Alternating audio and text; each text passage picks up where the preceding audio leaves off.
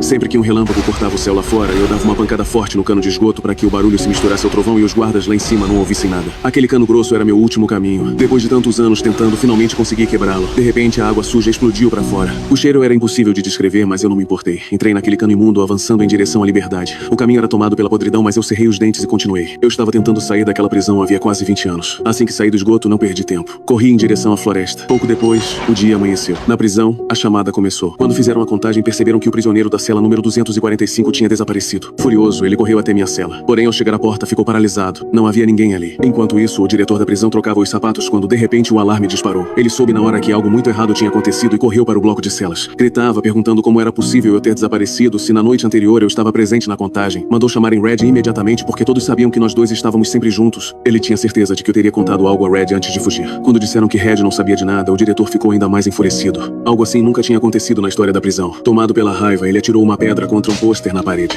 Mas algo estranho aconteceu. A pedra atravessou o cartaz. Surpreso, ele se aproximou, puxou o pôster e revelou um enorme buraco que levava direto para fora da prisão. Todos ficaram em choque. Ninguém conseguia entender como, ao longo de tantos anos, eu tinha conseguido cavar um túnel tão longo. Os guardas e os cães começaram uma busca intensa. Mas depois de um dia inteiro, tudo o que encontraram foi um pequeno martelo gasto e um pedaço rasgado da minha roupa. Até hoje, eles não conseguem acreditar que apenas eu, usando somente um pequeno martelo, consegui cavar um túnel tão longo e conquistar minha liberdade. Esse inferno acabou de receber um novo criminoso. Eu chego com um olhar frio, abdômen trincado e o corpo inteiro coberto de tatuagens. Só de bater o olho já dá pra ver que eu sou perigoso. Mas isso não faz o Beto pegar leve. Ele já manda a mangueira de alta pressão direto em mim, sem dó. A água acerta com força, como se quisesse arrancar minha pele. E só de sacanagem ainda despeja pó desinfetante na minha cabeça. Mas o pior ainda estava por vir. Assim que entro na cela, dou de cara com um gordão de uns 150 quilos, que solta um sorrisinho safado e ainda manda um beijo voador. No beliche de cima, outro maluco me encara com ódio puro. De repente, explode uma pancadaria dentro da cela. Do lado de fora, Beto deve ter aberto aquele sorriso debochado, achando que o plano dele tinha dado certo. Só que,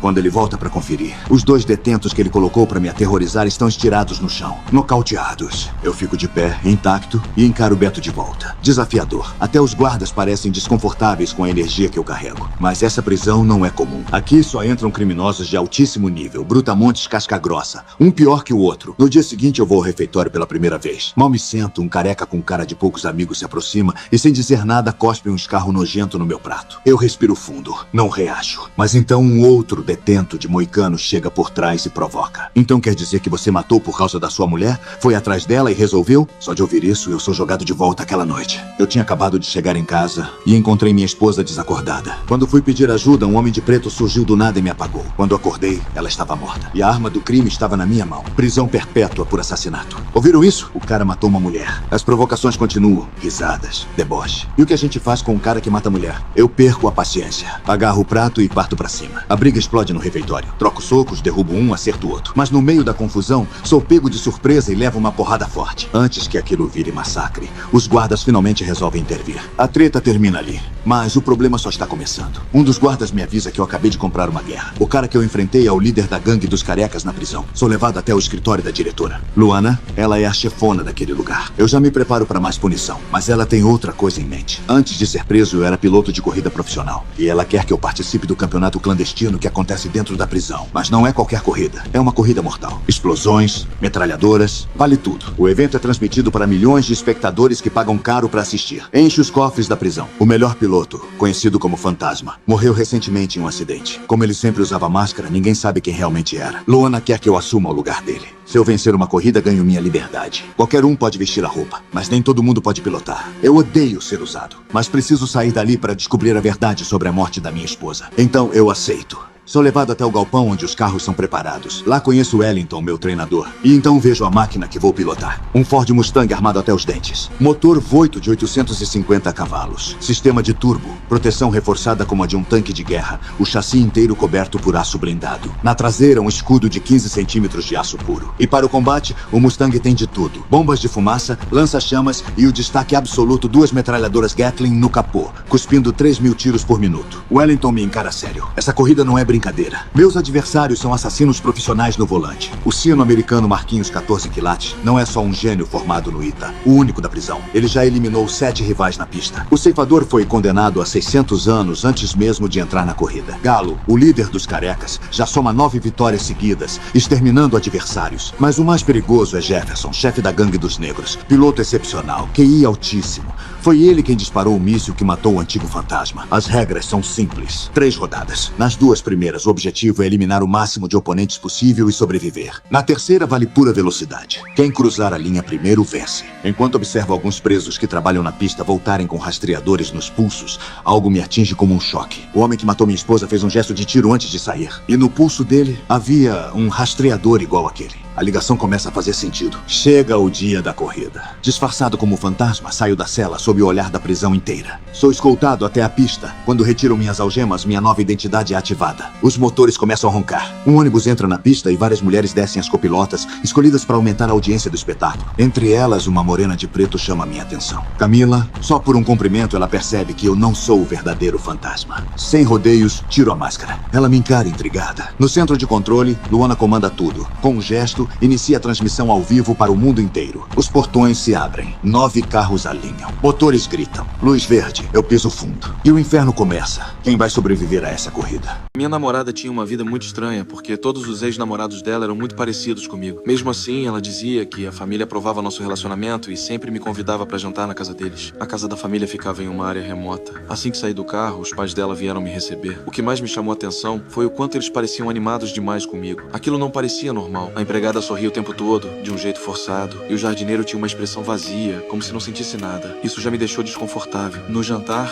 o irmão mais novo dela começou a se preocupar demais com a minha saúde e perguntou se eu tinha alguma doença. Toda a família ficou me encarando, esperando a resposta. Eu não consegui dizer nada. Quanto mais eu pensava, mais estranho tudo parecia. Então resolvi sair um pouco para tomar ar. Foi aí que algo pior aconteceu. O jardineiro começou a correr desesperado na minha direção, como se fosse me atacar. Mas no último segundo ele desviou. Quando me virei, vi a empregada parada atrás de mim, me encarando em silêncio. Aquilo me deu um arrepio. No dia seguinte, eu decidi ir embora, mas minha namorada disse que haveria um evento importante naquele dia e pediu para que eu ficasse até o fim. Contra minha vontade, eu aceitei. A reunião começou e percebi que quase todas as pessoas ali se pareciam com a minha namorada. Mesmo assim, todos me trataram muito bem. O problema é que, durante as conversas, todo mundo parecia preocupado demais com a minha saúde. Aquilo me deixou tão desconfortável que resolvi subir para descansar. Assim que subi as escadas, o barulho no andar de baixo sumiu. Tudo ficou em silêncio. Quando cheguei ao quarto, percebi que meu celular, que estava carregando, tinha sido desconectado. A raiva começou a subir, mas naquele momento a empregada apareceu pedindo desculpas. O sorriso dela não parecia humano. Enquanto isso,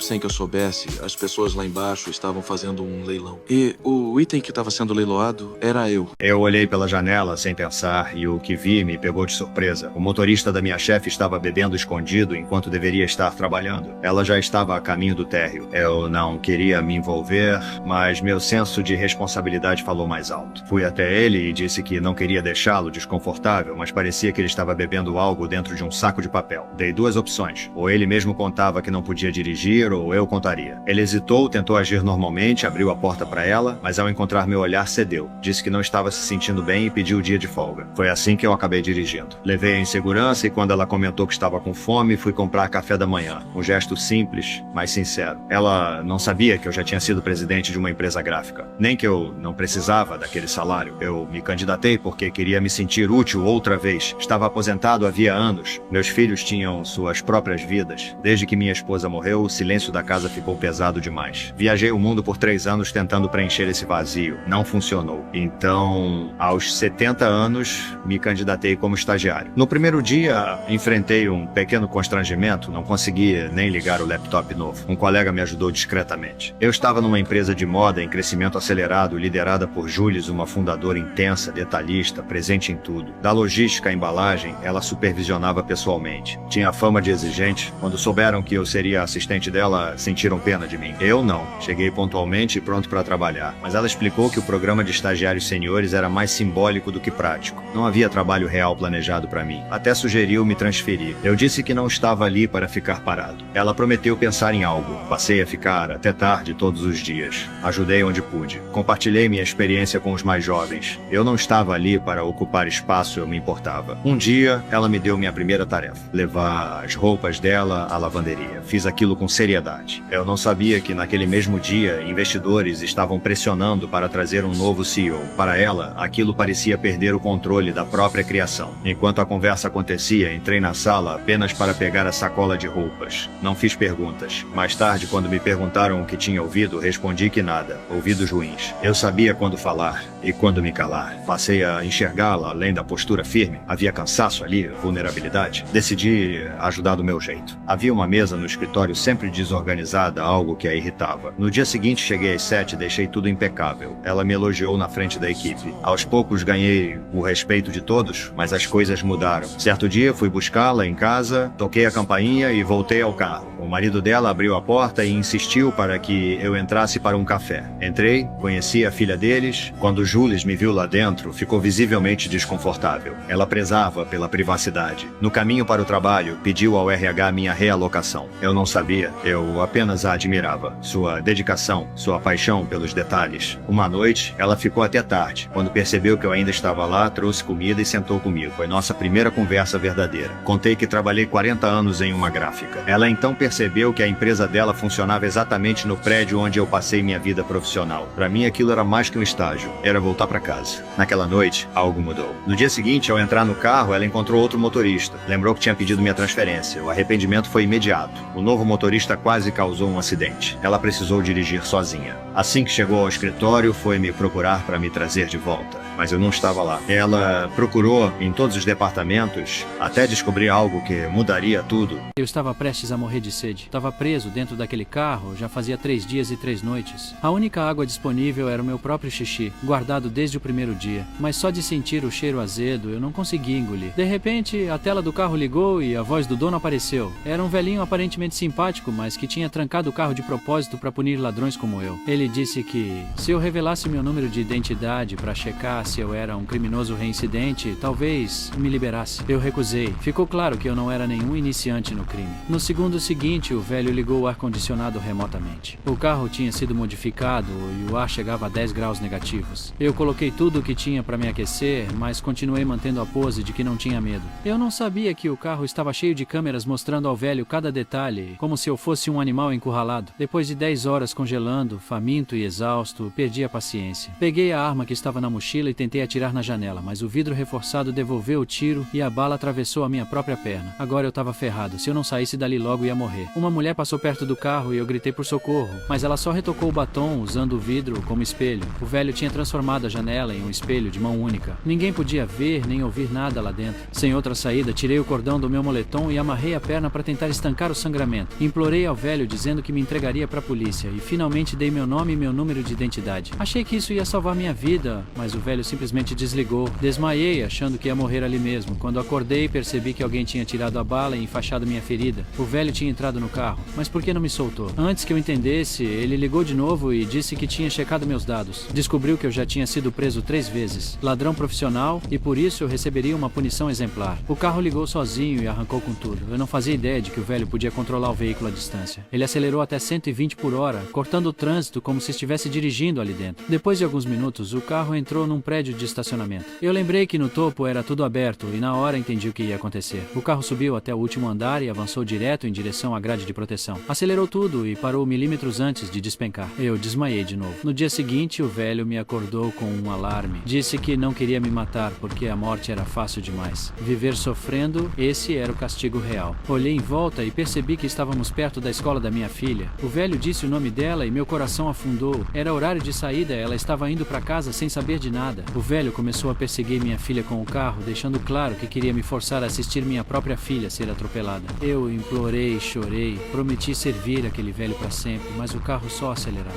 Minha filha viu e tentou correr, mas numa rua cheia não tinha para onde escapar. No desespero, peguei a arma e avisei. Se ele encostasse nela, eu me matava antes. Só nesse momento, com um fio mínimo de humanidade, o velho desviou o carro. Disse que pelo menos eu era um pai de verdade. Em choque, tomado pela raiva, percebi que não dava mais para fugir nem implorar. Eu precisava revidar. Precisava mostrar para aquele velho o que era medo de verdade.